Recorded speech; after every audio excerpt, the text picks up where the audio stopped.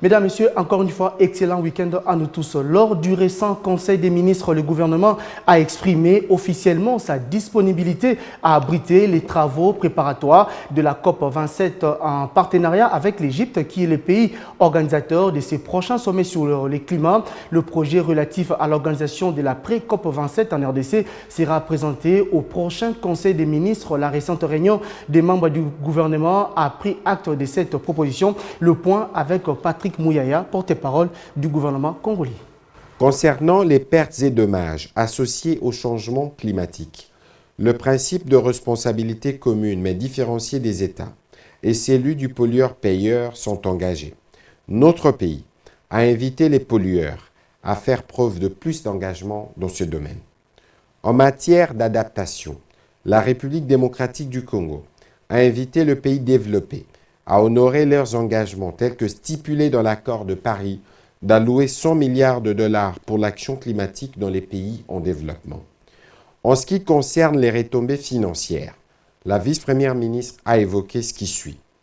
Un financement de 1,5 milliard de dollars des États-Unis d'Amérique pour appuyer la protection des forêts et des tourbières dans les bassins du Congo.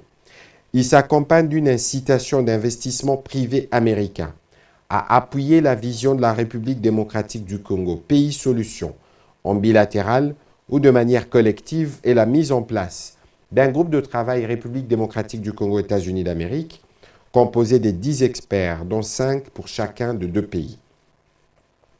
Un financement de 500 millions de dollars américains, issu du second partenariat République démocratique du Congo, Central African Forest Initiative CAFI, signé entre le président de la République et le Premier ministre britannique pour les 5 prochaines années.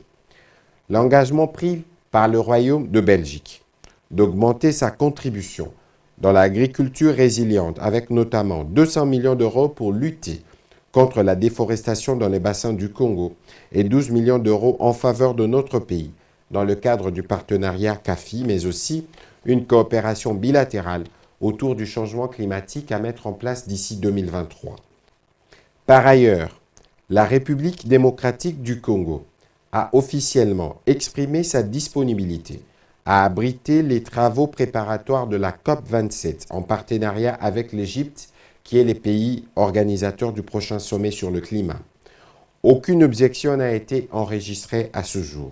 Le projet relatif à l'organisation de la pré-COP27 en République démocratique du Congo sera présenté dans le prochain jour au Conseil des ministres pour examen et adoption. Le Conseil des ministres a pris acte de ce rapport.